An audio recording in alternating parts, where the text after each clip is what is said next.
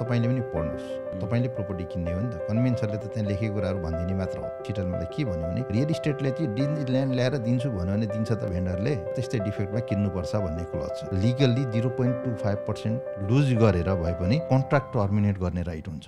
दाइले यो विषयमा अलिकति जस्तै हामीले कम्युनिकेसनका कुराहरू गरौँ न होइन, यो विषयमा जस्तै यो जुन साइन गरिसकेपछि सेटलमेन्टसम्मका हुने जर्नीमा कस्तो कस्तो कुराहरूमा चाहिँ कन्भेन्सरले लेज गर्ने कुराहरू चाहिँ के रहन्छ? त्यस पछाडिका कुराहरू जस्तै क्लाइन्टले कन्ट्र्याक्ट साइन गरिसकेपछि अब बिचको पिरियड भनेको मिड ट्रान्ज्याक्सन भन्छ, त्यो भनेको कुलिङ अफ पिरियडको समयमा हो होइन। कुलिङ अफ पिरियडको समयमा चाहिँ हामीले क्लाइन्टलाई भन्ने चाहिँ के हुन्छ भने अब प्रपर्टी लिइसके पछाडि बिल्डिङ एन्ड पेस्ट इन्सपेक्सन गर्नुहोस् भनेर हामीले रिकमेन्ड गर्छौँ। उहाँले बिल्डिङ एन्ड पेस्ट इन्सपेक्सन गर्नुहुन्छ। गरिसकेपछि हामी क्लाइन्टलाई के भन्छौँ भने रिपोर्ट तपाईँले पनि पढ्नुहोस्, तपाईँले प्रपर्टी किन्ने हो नि त। कन्भेन्सरले त त्यहाँ लेखेको कुराहरू भनिदिने मात्र हो होइन। त्यस कारणले गर्दा सबै कन्भेन्सरले त्यहाँ लेखेका कुराहरू लिपिबद्ध तरिकाले तपाईँलाई एक्सप्लेन गर्नलाई टेक्निकल कुराहरू भएकोले गर्दा भन्न सक्नुहुन्न। टेक्निकल कुराहरू बुझाउनलाई कहिलेकाहीँ गाह्रो पनि हुनसक्छ। तपाईँले आफूले बिल्डिङ पेस्ट इन्सपेक्टरलाई पे गर्नुभएको छ भने तपाईँको रेस्पोन्सिबिलिटी के हुन्छ, रिपोर्ट पाइसके पछाडि पढ्ने, इन्सपेक्टरलाई नै सोध्ने। किन फर्स्ट पोइन्ट अफ कन्ट्याक्टमा जाने कि के छ त प्रपर्टीमा मेजर इस्युहरू छ कि छैन त। उसको नि भिजिबल इन्सपेक्सन हो होइन। उसको कुनै ठुलो एकदम हाइली सफिस्टिकेटेड इन्स्ट्रुमेन्ट ल्याएर चेक हुँदैन त्यहाँ। हेर्नुहोस्, उसले भिजिबल आँखाले देख्न सक्ने र उसका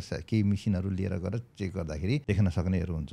र त्यहाँ रिपोर्टरमा लेख्छ उसलाई पनि कुनै चिज शङ्का लागेको छ भने स्ट्रक्चरल इन्जिनियरलाई देखाउनु होइन, अथवा मेजर इस्यु हुनसक्छ भन्ने किसिमले लेखेको हुनसक्ला। टर्माइटहरू छ भने यो सम्भावना हुनसक्छ हुन्छ। एस्बेस्टसहरूको उसले शङ्का गरेको छ भने एस्बेस्टस स्पेसियलिस्टलाई देखाउनुहोस् भनेर उसले रिकमेन्ड गर्छ। भनेको मतलब हामीले डक्टरले स्पेसियलिस्टलाई रिकमेन्ड गरे जस्तै गरी उनीहरूले पनि त्यो तरिकाले रिकमेन्ड गरेको हुन्छ त्यो समयमा। र यो बिचको कुलिङ अफ पिरियडमा चाहिँ समयमा कतिपय कुराहरू तपाईँले भन्नुभयो जस्तै रियल इस्टेटसँग भर्बल कम्युनिकेसन यो बनाइन्छु ऊ बनाइन्छु भनेको हुन्छ होइन। इमेलमै पनि होला, टेक्स्ट मेसेजमा पनि होला, त्यो दुईवटा पार्टी बिच हुन्छ। तर भेन्डर र पर्चेजर बिचको कम्युनिकेसन होइन। कम्युनिकेसन गर्ने च्यानल भनेको दुईटै पार्टीको लिगल रिप्रेजेन्टेसन थ्रोबाट हो, कन्भेन्सर या सोलिसिटर। अनि पर्चेजरले जे कम्युनिकेसन गरेको छ उतापट्टि रियल इस्टेटसँग त्यो कम्युनिकेसन चाहिँ आफ्नो कन्भेन्सर या सोलिसिटरलाई पास गर्ने।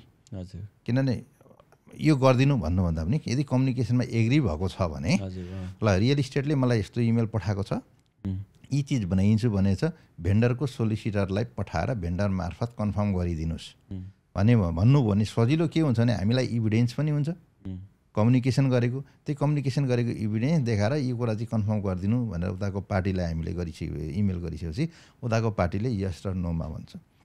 कतिपय ठाउँमा अब स्पेसली मैले भिक्टोरियाको कुरा तपाईँलाई उदाहरण दिन्छु। मलाई त्यो लजिक मन पनि परेको छ। एउटा कन्भेन्सरले सोलिसिटर मलाई के भन्यो भने रियल इस्टेटले चाहिँ ल्यान्ड ल्याएर दिन्छु भन्यो भने दिन्छ त भेन्डरले।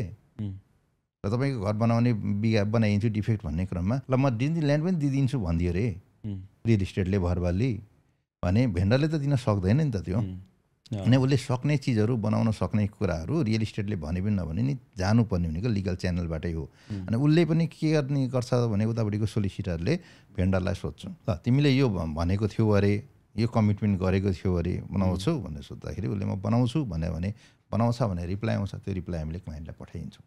त्यो चाहिँ हामी लास्टमा अनि फेरि चेक गर्छौँ होइन। कतिपय चिजहरू चाहिँ कन्ट्र्याक्टले चाहिँ के भनेछ, जस्तो कन्डिसन छ, जुन डिफेक्ट छ, अस्ट्रेलियन स्ट्यान्डर्डै हो।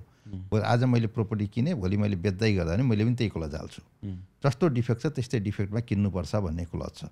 कुलिङ अफ पिरियडमा बिल्डिङ इन्सपेक्सनको बेनिफिट भनेको चाहिँ त्यहाँ ठुलो मेजर डिफेक्ट भयो, स्ट्रक्चरली ड्यामेज देखियो, ठुलो स्टेपिङ क्र्याकहरू देखियो, टर्माइटले चाहिँ एट्याक गरेको देखियो भने लिगल्ली 0.25% लुज गरेर भए पनि कन्ट्र्याक्ट टर्मिनेट गर्ने राइट हुन्छ। पर्चेजरलाई चाहिँ प्रोटेक्ट गर्ने भनेको त्यहाँ हो। $2,000-3,000 लस होला, तर यो चाहिँ स्ट्रक्चरली ड्यामेज भएको प्रपर्टी म किन्दिनँ है। तपाईँले कि त ल्यान्डको भ्यालुमा पाउनु पऱ्यो होइन, म किन्दिनँ भने ऊ चाहिँ त्यहाँबाट एक्जिट हुन पाउँछ। तर के भने कन्ट्र्याक्टले चाहिँ भेन्डरले बनाउनै पर्छ भन्ने ग्यारेन्टी कहीँ पनि छैन।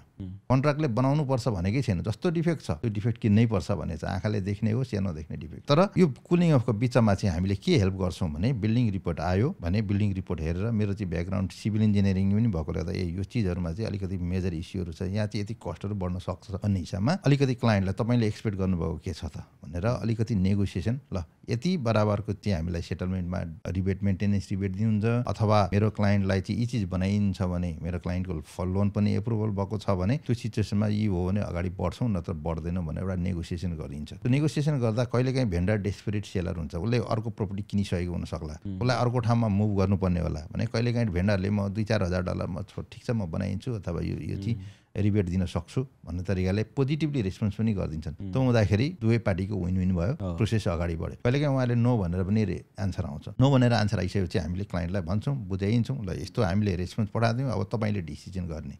क्लाइन्टले टर्मिनेट गर्ने भन्नु भने हामी टर्मिनेट गर्छौँ, होइन म बढ्छु लोन भन्थे। त्यस पछाडि गएर बिल्डिङ र स्टार्टअपमा पनि सिमिलर केस हो।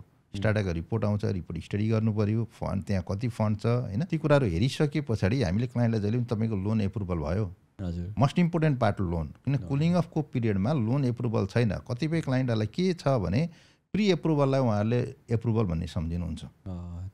मलाई चाहिँ ब्याङ्कले लोन एप्रुभल भएको छ भनेको छ भन्नुहुन्छ, अनि हामीले सोध्छौँ एप्रुभल भएको लेटर पठाउनुहोस् न त भन्छौँ। कतिपय हामीलाई पठाउनु जरुरी छैन, तर किन त्यो भने हामीलाई पनि इभिडेन्स भयो। यदि लोन एप्रुभल भएको छैन भने हामी चाहिँ के भन्छौँ भने रिस्क लिएर 10% डिपोजिट नगर्नुहोस्, कुलिङ अफ बढाउनलाई रिक्वेस्ट गरौँ। कहिलेकाहीँ मानिदिएको खण्डमा ठिक छ, मानिदिँदैन भने भोलि अर्को पनि प्रोपर्टी पाइन्छ। त्यो नमानेको खण्डमा चाहिँ बरु कन्ट्र्याक्ट टर्मिनेट गर्नुहोस्, 0.25 लुज गर्नुहोस्, रिस्क लिएर चाहिँ नबढ्नुहोस् भन्छौँ हामीले जहिले पनि एज अ कन्भेन्सर।